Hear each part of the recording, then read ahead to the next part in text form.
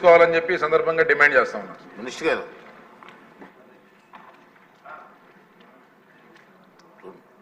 Time please చెప్పండి మరి వాళ్ళు చెప్పండి మినిస్టర్ గారు కూర్చోండి ప్లస్ ఏమన్నా ప్లీజ్ మీరు కూడా సహకరించాలి హౌస్కి ప్లీజ్. అధ్యక్ష రెండు మినిస్టర్ గారు అధ్యక్ష ఇప్పుడు తప్పకుండా అప్పుడు ఏలూరు సాంబశివరావు గారు అయితే క్వశ్చన్ వచ్చే అధ్యక్ష నక్కా ఆనందబాబు గారు, ముచ్చామల అశోక్ రెడ్డి గారు, ఏలూరు సాంబశివరావు గారు, తెనాలి శ్రావణ్ కుమార్ గారు ఈ క్వశ్చన్లు అడిగారు అధ్యక్ష. నిజంగా అప్పుడు వీరు చెప్పినట్లుగా వాస్తవానికి గత ప్రభుత్వం వైఎస్ఆర్ పార్టీ ప్రభుత్వం జగన్మోహన్ రెడ్డి గారి ముఖ్యమంత్రి గారి నాయకత్వంలో ఆ రోజున పెద్ద ఎత్తున ఇసుకని ఏ రకంగా వాళ్ళు ఉపయోగించుకోవాలా, దాని మీద వచ్చే ఆదాయాన్ని ఏ రకంగా చేయాలనేది మొట్టమొదటి నుంచి వాళ్ళు ఆలోచన చేసుకున్నారు అధ్యక్ష.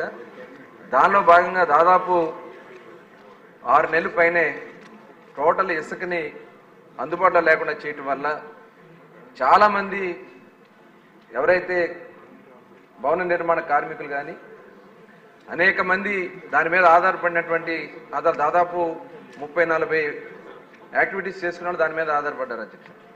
వాళ్ళందరూ కూడా పని లేక రోడ్డున పడిపోయి తినడానికి కూడా తిండి లేక అప్పులు పాలైపోయి దాదాపు 20 లక్షల మంది పైన దీని మీద నష్టపోయారు అధ్యక్ష. దాదాపు 130 మంది ఆత్మహత్యలు చేసుకున్నారు అధ్యక్ష. ఇది చాలా దుర్మార్గమైనటువంటి కార్యక్రమం ఆ రోజున జరిగింది అధ్యక్ష.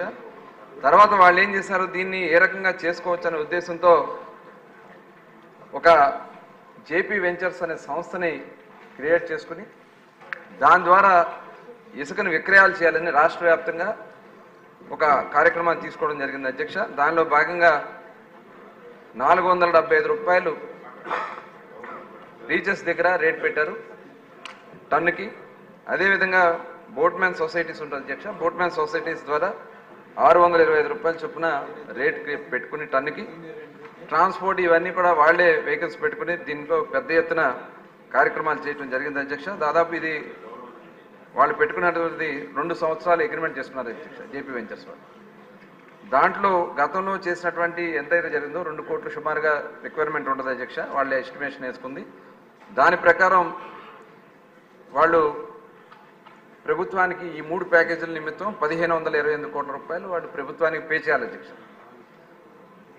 దాంతోపాటు యాక్చువల్గా ఇక్కడ అన్నీ కూడా లీజ్ పీరియడ్లు అయిపోయినాయి, తర్వాత కొన్ని ఈసీ పర్మిషన్స్ లేనివి, తర్వాత కొన్ని సొంత మిషన్స్ ఎక్కడైతే మనం మాన్యువల్గా వాడాల్సినవి ఇవన్నీ కూడా పట్టించుకోకుండా మిషనరీ పెట్టి హెవీ మిషనరీ పెట్టి వాళ్ళు ఇష్టం వచ్చినట్లు వాళ్ళు ఇసుక అంతా కూడా తరలించుకున్నారు అధ్యక్ష.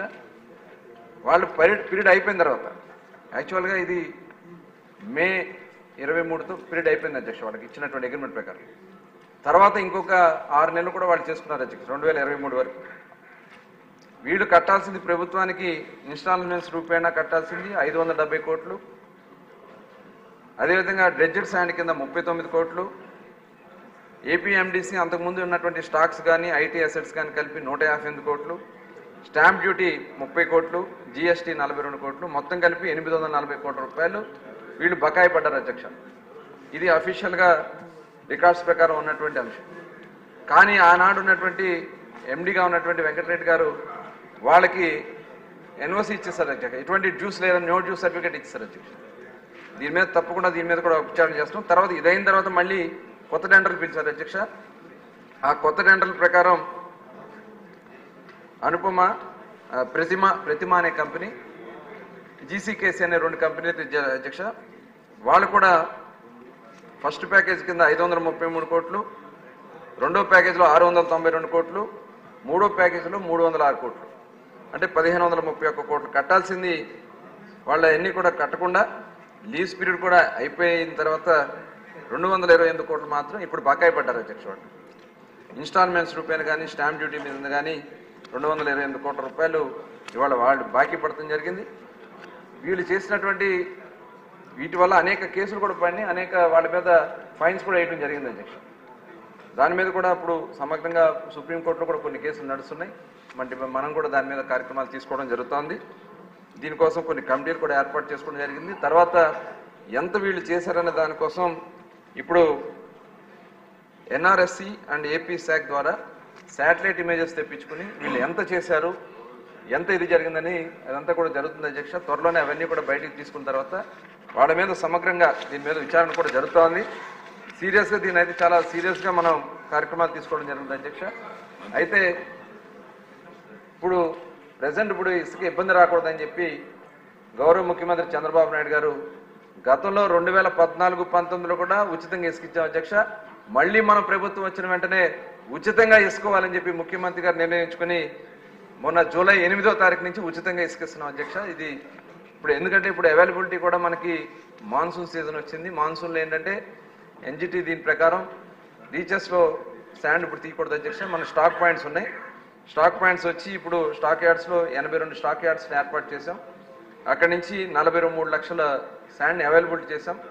ఈ 3 నెలలకి మనకి కావాల్సింది సుమారుగా 1 కోటి టన్నులు మన రిక్వైర్మెంట్ ఉంటుంది అధ్యక్ష. ఆ 1 కోటి టన్నుల నిమిత్తం 43 లక్షలు ఏదైతే ఇప్పుడు స్టాక్ పాయింట్స్లో ఉన్నటువంటి అవైలబిలిటీ కాకుండా మనకి డీసిల్టేషన్ ద్వారా ఒక 70 లక్షల టన్నులు తీయాలని మనం పెట్టుకోవడం జరిగింది అధ్యక్ష. ఇది 1 కోటి టన్నులు మనం రెడీగా చేసుకున్నాం. అక్టోబర్ నుంచి అయితే పూర్తిగా అన్ని రీచెస్ తీస్తాం. ఇక్కడ కొద్దిగా ట్రాన్స్పోర్టేషన్స్లో కొన్ని ఇబ్బందులు ఉన్నాయి. దాన్ని కూడా ఎప్పటికప్పుడు పర్యవేక్షణ చేసుకుంటాం. ఖచ్చితంగా మన ఎయిమ్ ఏంటంటే ఎవరు వచ్చినా సరే అక్కడ వాళ్ళు ఉచితంగా ఇసుక తీసుకెళ్ళడానికి గౌరవ ముఖ్యమంత్రి గారి ఆదేశాల ప్రకారం అన్ని కూడా ఏర్పాట్లు చేసుకున్నాం అధ్యక్ష. ఎట్టి పరిస్థితుల్లో కూడా ఎవరైతే గత ప్రభుత్వంలో చేసిన అన్యాయాలు చేసినటువంటి ప్రతిమ కానీ జేసీకేసీ కానీ ఈ జేపీ సంస్థలు కానీ ఎట్టి పరిస్థితుల్లో తప్పించుకోలేరని కఠినమైనటువంటి దాని మీద ఎంక్వైరీలు చేసి ఫిక్స్ చేస్తాను కూడా తెలియజేస్తాను. మంత్రి గారు ఇప్పుడు సభ్యులు మాట్లాడింది ఆరోపణలు కాదు, వాస్తవాలు. దీనిపైన మీరు చాలా కఠినంగా ఎంక్వైరీ చేసి శిక్షించవలసిన అవసరం ఉంది. ప్రభుత్వం తాలూకు ఖజానాన్ని కాపాడవలసిన అవసరం కూడా ఉంది. Please time please.